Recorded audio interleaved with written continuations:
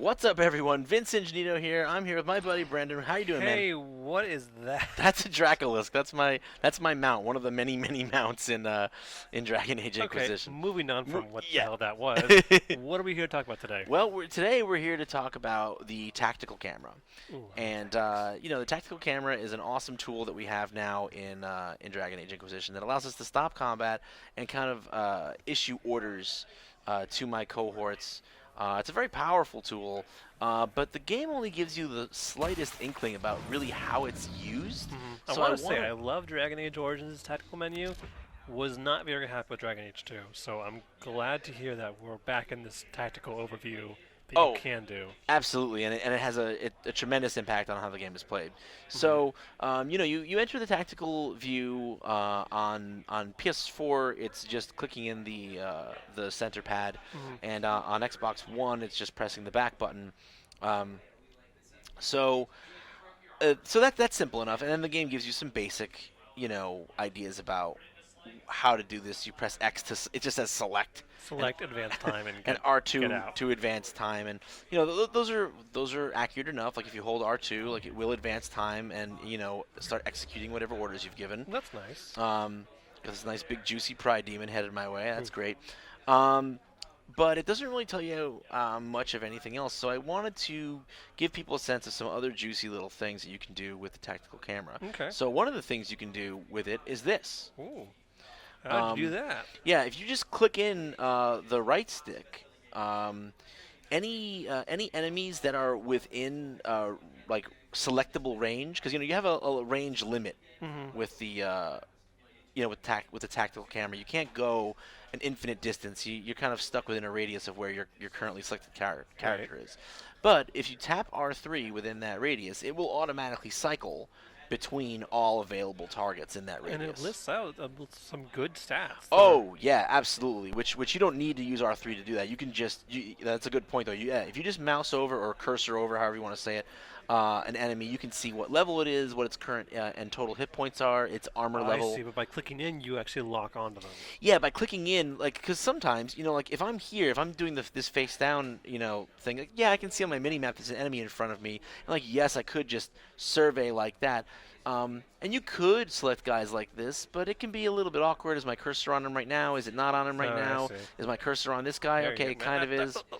It's like, just take the guessing out. You can just press R3 and just easily cycle through all the I targets. see. So I think that's a nice little bit of info. Now, another thing that's important to know about the tactical camera is that you can also issue a command to interact with things in the environment that are interactable. So, for instance, when you're in a rift fight, you know that you can have your character, the Inquisitor, interact with the rift to disrupt it. Well, you can actually give that as a command, Oh, which is during again battle. not during battle, which is again not really not really a something that they surface to you. So yeah, you can select your character, have them do that, and you'll see the little thing comes up over your character's head, interact. Um, so yeah, what we're gonna do right now is we're gonna let Sarah go out there and kind of get killed. But before I do that, let me clear our commands here.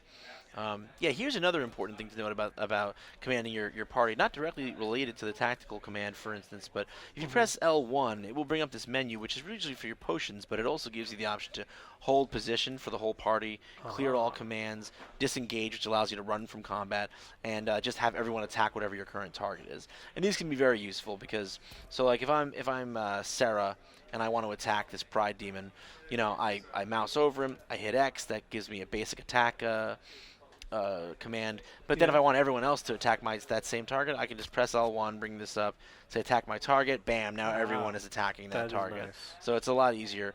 Same thing if I want to like have everyone stay behind, but I Mhm. want one character to flank out. That's So having some stay back in, fire range or get out of the distance of a harmful attack. exactly. And if you want to, in the tactical view, you can do that by default, pretty easily. Mhm.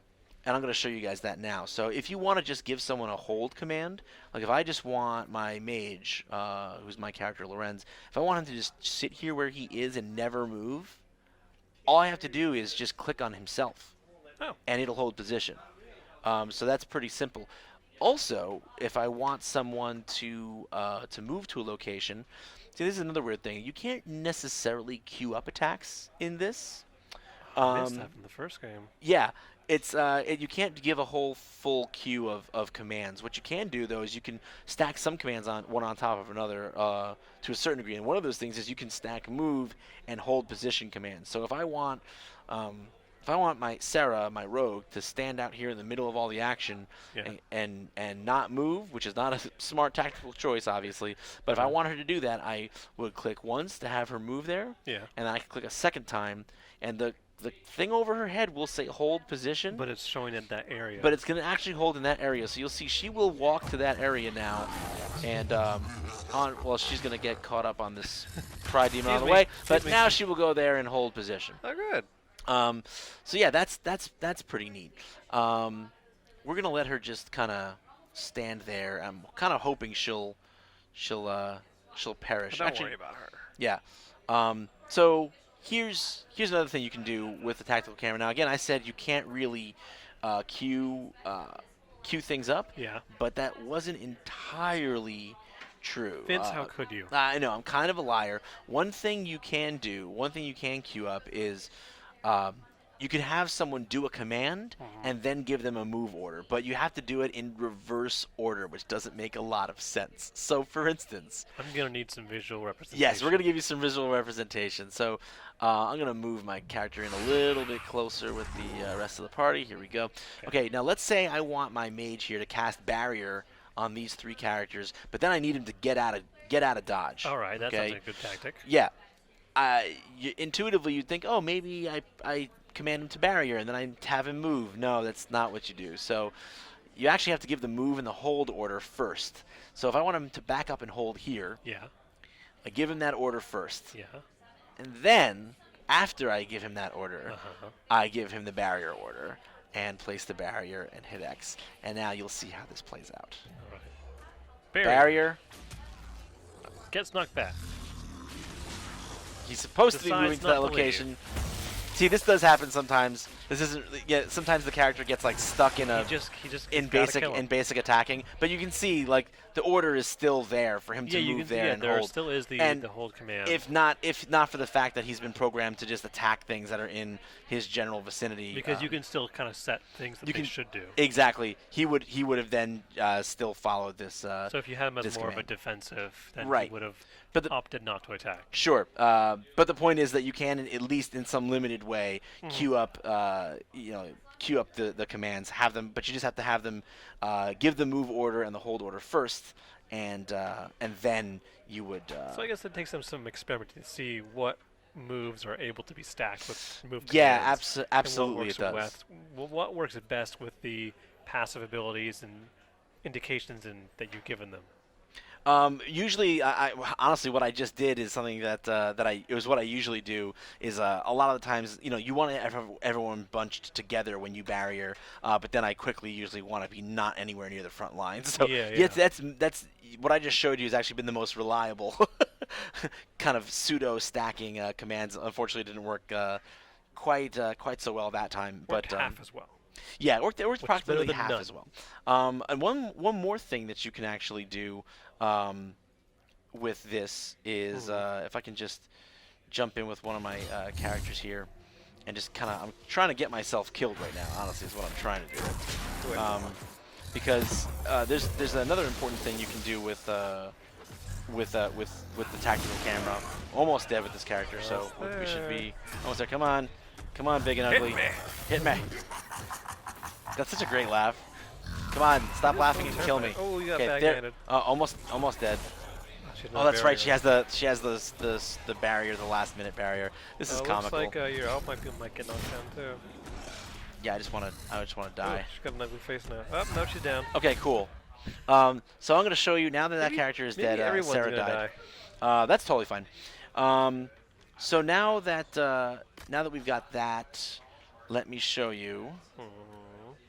Clear those commands just in case of any weirdness. So Sarah is down. She's dead. She's right here. And actually, if I select another character who's up and click on her with X, I will Interact. actually Oh, is she not fully down yet?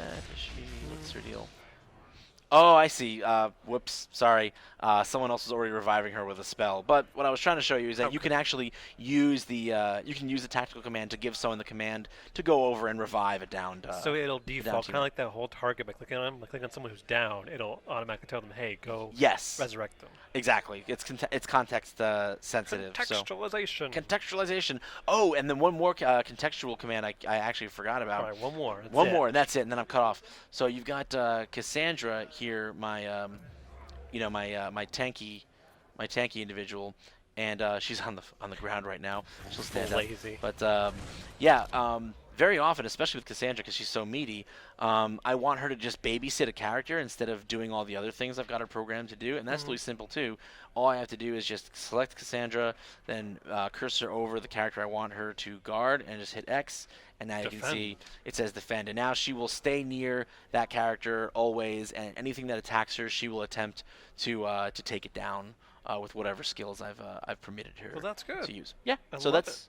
that's kind of a breakdown of some of the hidden features and hidden functions within Hope you took notes, everybody. the. Or you could always just watch the video again because it's so darn Or awesome. maybe even go to this really cool wiki we have for Dragon Age. Tells you everything. Oh my God. And for more on everything you need to know in Dragon Age Inquisition, you keep it right here on IGN.